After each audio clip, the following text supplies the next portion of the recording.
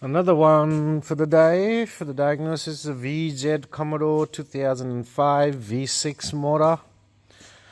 Battery is pretty dead, so I've got a jump pack on. Let's see what's going on. A little bit of history is the no start. They changed the fuel pump, a few things, not sure what else. Looks like all the coils are brand new there, all 6 of them.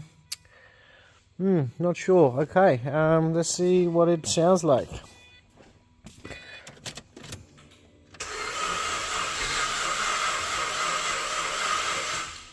That did not sound good. Sounds like there's absolutely no compression on this engine, but it could be flooded with fuel. Trying to, start, keep cranking it. So let's see if we can restore the compression on this. And on this model, basically key on, accelerator all the way down, and then keep cranking it. It will disable the fuel for us.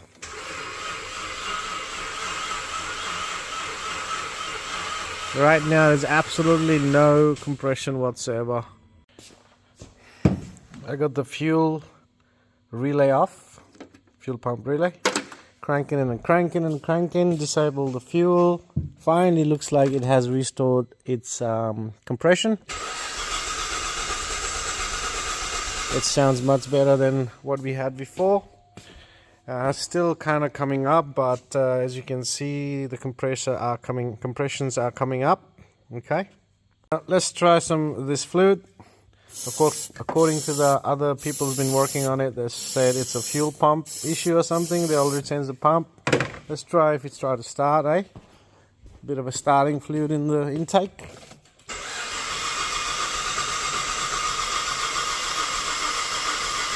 Nah, absolutely nothing.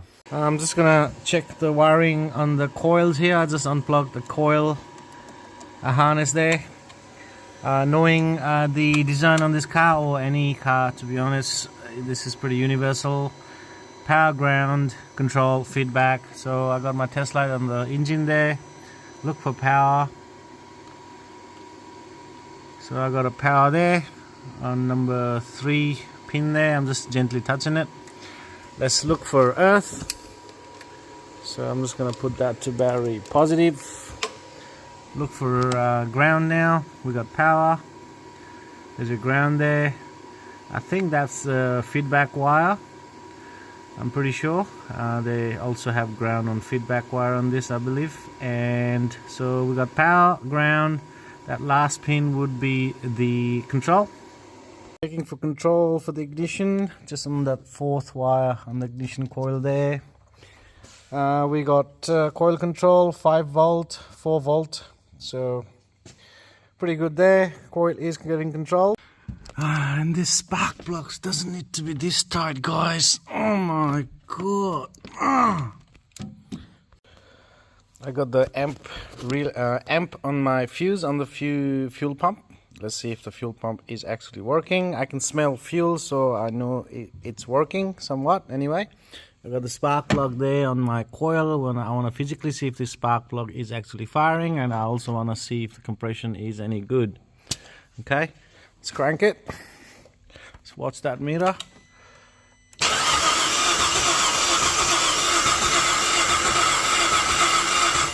Okay, as you can see, I got about 5 amps, so the fuel pump is working. The spark plug was firing, I could see physically, and our compression is less than, that's 70, 60. Okay, that compression is no good. You can't get to the injectors on this, it sits under this manifold, right? But the harness for the injectors are there. The red and yellow is a power supply for all the 6 injectors.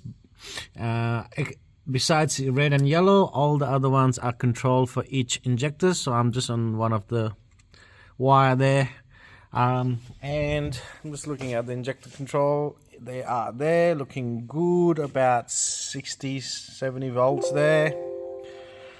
So injector control is also good. So looking at how the car is sounding, we got the spark control, spark plugs firing, injectors controlled, the fuel pumps working. Compression is low, as you can see, sitting about 75 psi, which is low. So I'm gonna go after the compression issue, probably a timing perhaps in this one. We got 2 cam sensor signal and a crank from the bottom. We're just gonna get a waveform. Thanks to Tat for uploading this. So this is known good. 2 rising edge cross over the missing tooth there. That's a known good. Let's look at our capture here. So that's our capture right there. Same thing, the rising edge, the second big signal there, long signal. Rising edge, it's about 28 degree out. So definitely a jumped timing there. Lig down test on number 4 cylinder. That's the only one I can get at. It's at TDC. On compression, about 70% leakage there. At we got 80 psi there, 80 psi, and looks like we may have a bent valve situation here.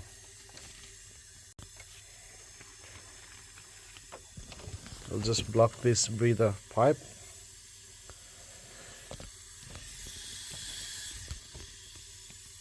Yeah, might have a bent valve situation there.